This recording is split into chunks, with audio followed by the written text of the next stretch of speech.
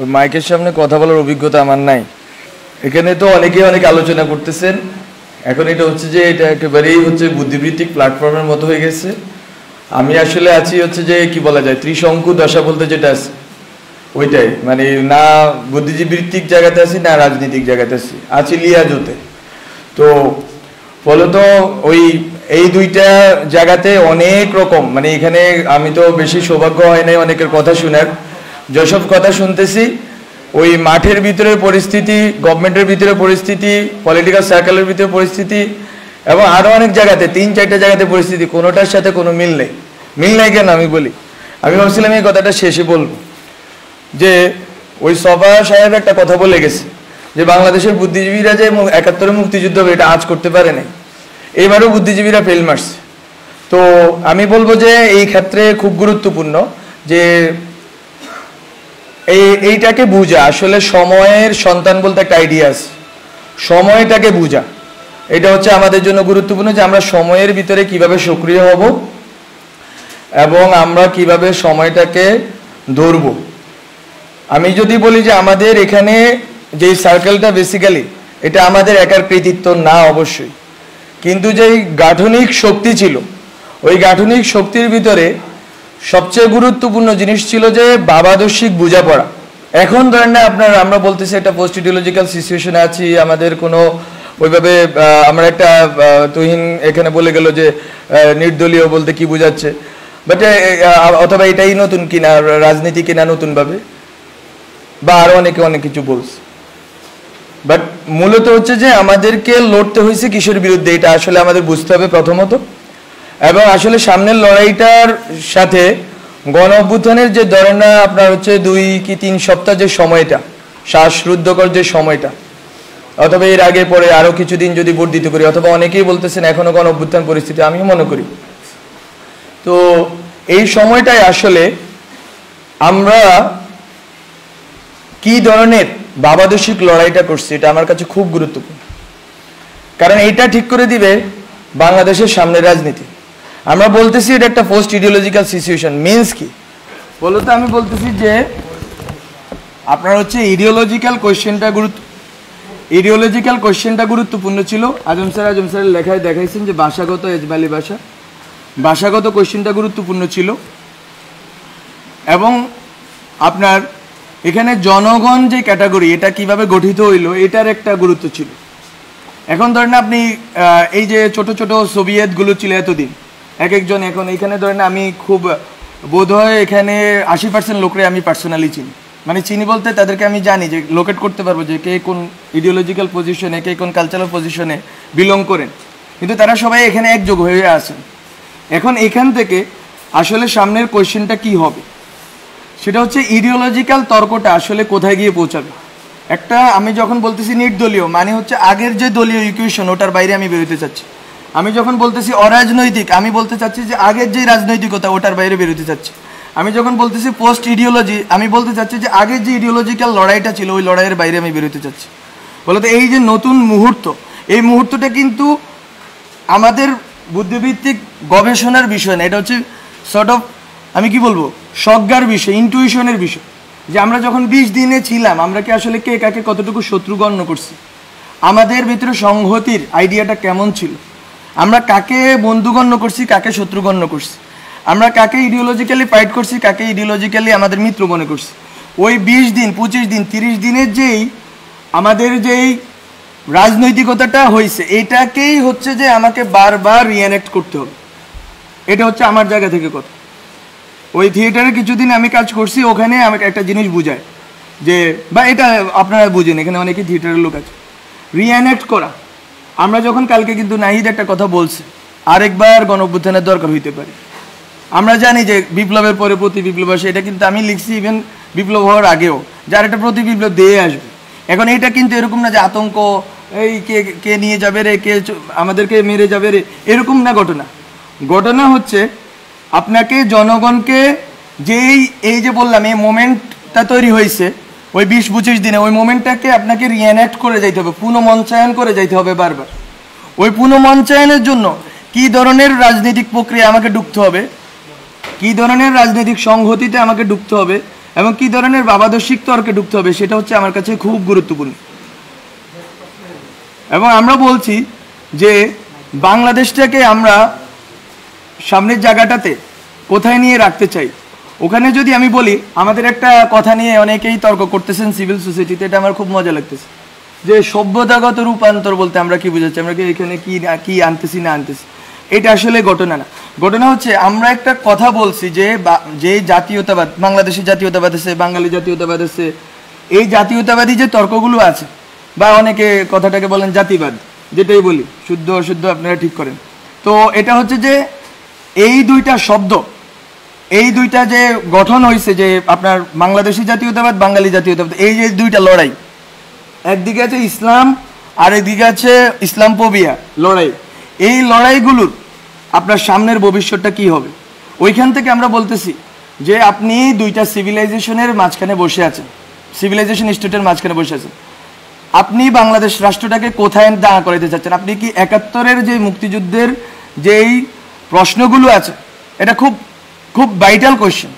মুক্তিযুদ্ধের মানে যেই আপনার চেতনা, গণচেতনা, ওর ভিতর দিয়ে যেই রাজনীতিটা হয়েছে, ওই রাজনীতি দিয়ে কি আপনি টেনে নিতে পারবেন, নাকি মুক্তিযুদ্ধের গণচেতনাটাকে আপনাকে স্ট্রেস করে সামনের দিকে আগাইতে হবে? সামনের দিকে আগাইলে আপনি কোথায় আগাবেন?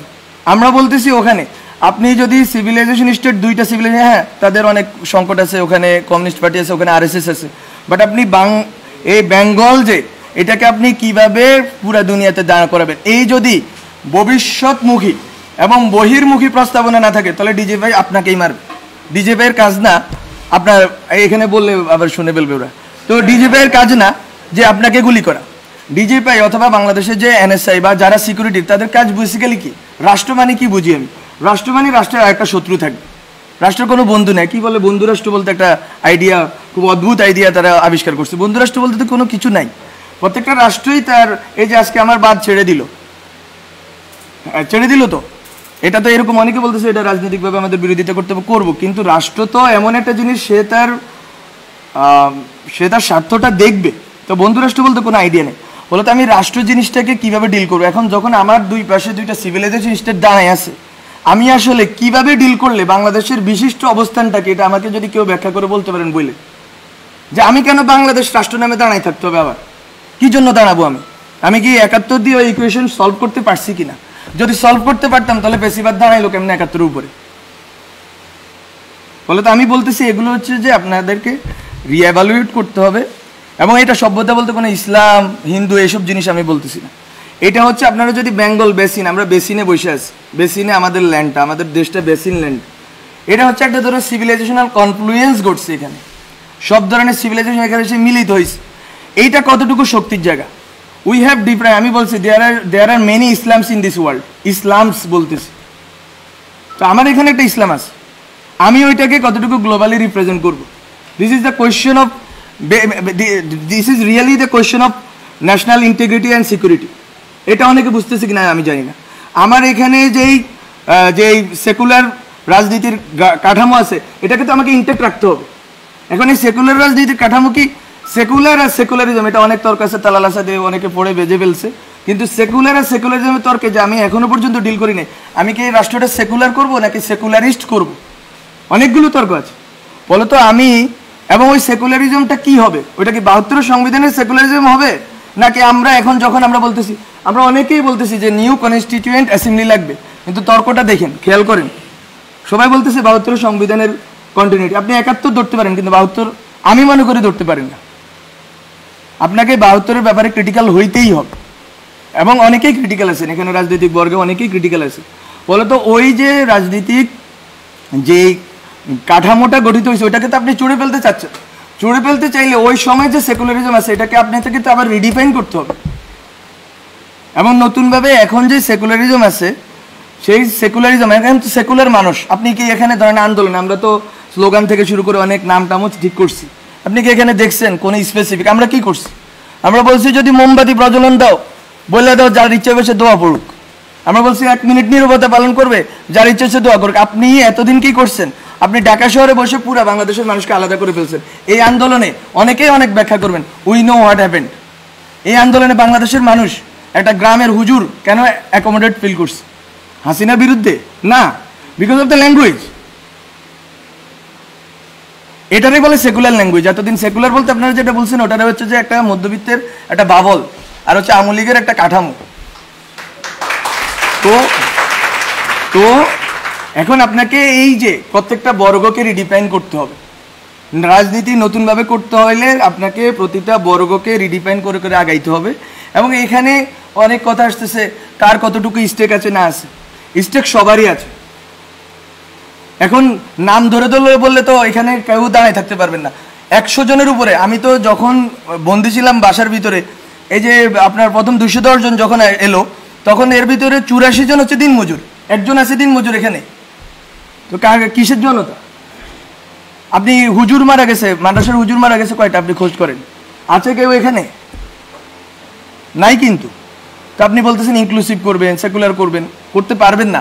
বলে তো আপনাকে আমি এই জন্য বলতেছি, ওই জনগণের যেই চেতনা ওটা সেকুলারে, এটা নিয়ে দ্বিমত নেই। তো ওই চেতনাটাকে তো আপনাকে আবার রিএনেক্ট করতে হবে। ওই রিএনেক্ট করার প্রস্তুতিগুলো তো থাকতে হবে সোসাইটির ভিতরে, এবং ওই বোঝাপড়াটা থাকতে হবে। আমরা যখন কথা বলতেছি, আমরা বলতেছি যে সবাই এখানে কিন্তু এক ধরনের বিদ্বেষের ভাবের ভিতরে। সেখানে অনেক আওয়ামী লীগের লোক আসছে, আমি জানি, আমি চিনি অনেকটা, একেবারে আওয়ামী লীগের খাস লোক। ইভেন 5ই আগস্ট তারিখে আওয়ামী লীগের পক্ষে বক্তব্য দিচ্ছে, এরকম লোক এখানে আসছে, অনেকে আসুক। কিন্তু কিভাবে আপনি 71-এর পর রিকনসাইল করতে পারেন নাই দেশটাকে? আপনি 71-এর পর দেশটাকে রিকনসাইল করতে পারেন নাই দেখে সেই যে পাক আছে, লুপ হোলসগুলো আছে, ওইটা বেয়ে বেয়ে ফেসিবাদ দাঁড়ায় গেছে। আপনি জামাত প্রশ্নটা আপনারা টিকে রাখছেন, বলো তো এখনো একই লুপ হোলস তৈরি হবে কিনা? আমি আওয়ামী লীগ নিষিদ্ধ করে দিব? নিষিদ্ধ করব কিসের প্রক্রিয়া করব? আওয়ামী লীগ যারা বিশ্বাস করে, আওয়ামী লীগে যারা ইমান আছে যাদের, তাদেরকে আমি কিভাবে ডিল করবো? তারা তো আমার সোসাইটিতে আছে, তারা তো নাগরিক। একটা টার্ম নিয়ে অনেকেই বিরোধিতা করতেছেন, ছাত্র নাগরিক কেন বলতেছি?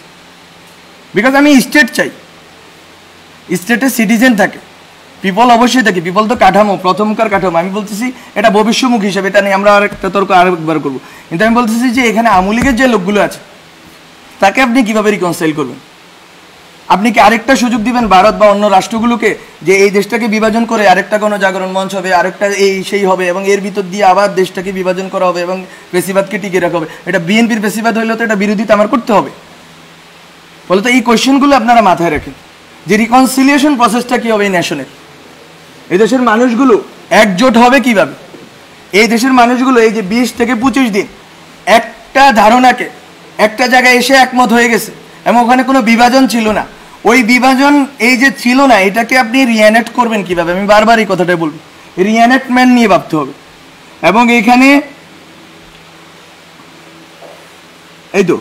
এখানে এই যে কথাগুলো বললাম, অনেক অগোছালো কথা বললাম, বেশি কথা বলেন নাই। কিন্তু আমি বলবো যে আমরা একটা কোয়েশ্চেনকে ডিল করছিলাম যখন আমরা বিভিন্ন আড্ডা চক্র পাঠচক্র করছি যারা আন্দোলনের নেতৃত্ব দিচ্ছে তাদের সাথে। সেটা হচ্ছে আমরা তখন দেখতাম যে বিএনপি 31 দফা দেয়, 28 দফা দেয়, এটা দফা দেয়, কিন্তু কোথাও সমাজ নিয়ে কথা নেই। সবাই রাষ্ট্র নিয়ে ব্যস্ত। রাষ্ট্র কি এমনি তৈরি হয়ে যায় বায়বীয় জিনিস? সমাজের ভিতর দিয়ে তো রাষ্ট্রটা গড়ে উঠবে। এখন আপনি সোশ্যাল ফেসিজম রাইখা কেমনে আপনি রাষ্ট্রীয় ফেসিজম দূর করবেন? সোসাইটির ভিতরে যে ফেসিজমের যে বিভিন্ন প্রবণতা, সেটা ধর্মীয় জায়গা থেকে হইতে পারে, এটা বিভিন্ন চেতনাগত জায়গা থেকে হইতে পারে, এটা ঐতিহাসিক বিভিন্ন স্মৃতির কারণে হইতে পারে। সেই জিনিসগুলোকে আপনারা না ডিল করে রাষ্ট্রকে কিভাবে ফেসিস্ট মুক্ত করবেন? আমরা কিন্তু এই কোয়েশ্চেনটা করছি, এবং ওই জন্য আমরা দুইটা টার্ম বলছি যে দায় ও দরদের সমাজ। ওগুলো টার্মিনোলজির খেলা, আপনারা অন্য নামও দিতে পারেন ওগুলোর। কিন্তু কথাটা এখানে যে মিলবো কিভাবে আমরা, আমার নেশনকে আমি একযোগে এক জায়গায় দাঁড় করাবো কিভাবে? আপনি যখন ইউক্রেন কোয়েশ্চেন আছে, শশী থারুর এবং মোদির কথার ভিতরে কোনো ডিফারেন্স নাই। আর আমি যখন এখানে ইউক্রেনের কোয়েশ্চেন আছে, বিএনপি আমেরিকাপন্থী, ওই আওয়ামী লীগ হচ্ছে ভারতপন্থী বা রাশিয়াপন্থী। তো নেশনটা কোথায় দাঁড়ায় আছে? স্টেট বলতে যে জিনিস, স্টেটটা তো এমন একটা জিনিস হইতে হবে যেটার ভিতরে একটা রিকনসাইল্ড প্রসেসের ভিতর দিয়ে আমি এক জায়গায় গিয়ে দাঁড়াবো। আমার দেশটাকে তো আমি এক জায়গায় দাঁড়া করে রাখতে হবে, ওইটা তো আমি রাখতে পারিনি। এবং এখনও আরেকটা সম্ভাবনা তো রয়েছে, রাখতে পারবো না। আমি কোনো রকম এরকম বলতেছি না ব্ল্যাঙ্ক চেক দেন। আমি একটু আগে একজনের সাথে বলতেছিলাম ট্যাক্স পেন্ডিং কমিশন করেন, এসব গিমিক নাটক পাটক বন্ধ করেন, এরে ধরছি ওরে ধরছি, সবগুলোর একসাথে আজতে ঢুকায়া আপনি হচ্ছে যে বিচারের একটা ইন্টারন্যাশনাল স্ট্যান্ডার্ড তৈরি করেন, সবাইকে বিচার করেন, অন্যদেরকে ছেড়ে দেন, অন্যদের হয়রানি করা বন্ধ করেন। সিম্পল, এটা এত বড় কিছু না। এটার বিশ্বব্যাপী এটার উদাহরণ আছে। এবং বিচার করার পরে সোসাইটিতে ওই লোকটাকে রিহ্যাবিলিট করতে হবে। আপনি আরেকটা জামাত শিবির বানাইতে পারেন না যে যেখানে দেখবো কি কি কি একটা একটা শিবির দরিয়ে দেওয়া যাবে। আমি কি বলবো ছাত্রলীগের এই কথা বললে এই রাষ্ট্র টিকবে নাকি? বলো তো। আমি বলবো যে আমি অনেক কথা অগোছালোভাবে বলছি। এই জিনিসগুলো হচ্ছে যে আমাদের কনসিডারেশনের, কন্টেম্পলেশনের বিষয়। সেলফ, আমি আরেকটা কথাও বলছি, সেলফ, আমরা ওই সময় সেলফ নিয়ে বলছি। এগুলো আমাদের ওই সময়ের এই বটতলায় বসে 20-30 জনের আড্ডা ছিল ওই সময়। ওখানে বলছি লাইফ স্টাইল যদি চেঞ্জ না করেন একেবারে নিচের জায়গাতে, তাহলেও তো আপনি ফেসিবাদে দাঁড়াইতে পারবেন। আপনার লাইফ স্টাইলের ভিতরেও ফেসিজম আছে। ফলত আপনারা উপরি কাঠামো থেকে ফেসিজম দূর করবেন, সংবিধান সভা বানাবেন, বা মানে অনেক তো খেলা আছে, গঠন আরো অনেক কিছু করবেন। কিন্তু জনগণ, ব্যক্তিটা কোথায় আছে? ব্যক্তি মানুষের যে হাজার হাজার, এখানে অনেকে কথা বলতেছে এই যে ভাই বললো ইম্পালসিভ হয়ে গেছে তরুণদের ইম্পালসিভ জিনিস। আরেকটা কথাও আছে এটার পিঠে, যে তরুণরা তো ট্রমাটাইজড হয়েছে। ঢাকা শহরের লাখ লাখ, ঢাকা শহরের না, মফস্বল বিভিন্ন এলাকার তরুণরা ট্রমাটাইজড হয়েছে। আপনি তাদের ট্রমা কিভাবে ডিল করবেন? এই মানসিক স্বাস্থ্যের সমস্যা আপনি কিভাবে ডিল করবেন এই নতুন রাষ্ট্রে? বলে তো অনেক কোশ্চেন আছে। কিন্তু এই যে ব্যক্তি পর্যন্ত তো পৌঁছাইতে হবে। ব্যক্তি সমাজকে আমি পরিগঠন করলে আমি রাষ্ট্রকে এদিক ওদিক করতে পারবো, কিন্তু রাষ্ট্র আবার আমি সার্বভৌম করবো কিনা ওই তর্কেও আমাকে থাকতে হবে। রাষ্ট্রকে আমি আবার সার্বভৌম করে ফেলবো কিনা। বলে তো অনেক অগোছালো কথা বলে ফেলছি, ক্ষমা করবেন, আমি অনেক ছোট মানুষ। তো এতটুকুই কথা। আপনাদের সাথে আরও কথা হবে, কিন্তু আমি বলে রাখলাম যে আন্দোলনের ভিতর, গভর্নমেন্টের ভিতর এবং সামাজিক বা রাজনৈতিক পরিসরের ভিতর অনেকগুলো তর্ক আছে যেটা আসলে খাপ খায় না। এই খাপ খাওয়ার জায়গাটা তৈরি করতে হবে যাতে আমরা সেম পেজে থাকি এবং বাংলাদেশ রাষ্ট্র নিয়ে আমাদের যে স্বপ্নটা আছে, স্বপ্নটা একটু বড় করে দেখতে হবে। এইটা যে এতদিন, আমি শুধু একটা কথা বলে শেষ করি, কেন আমরা সভ্যতা রাষ্ট্রের কথা বলতেছি। যতদিন আপনি বাংলাদেশ রাষ্ট্রের ভিতরে থাকবেন, বিজেপি এনএসআই আপনাকেই মারবে। আর যদি আপনি মনে করেন বাংলাদেশ রাষ্ট্রকে আপনি গ্লোবালে দাঁড় করাবেন, তাহলে ভিন্ন ঘটনা ঘটবে। এটা সিম্পল স্ট্র্যাটেজিক্যাল কথা। মানে আপনার আমার ঠিক করার কথা, আমি বাংলাদেশ রাষ্ট্রকে কোথায় দেখতে চাই। ঠিক আছে।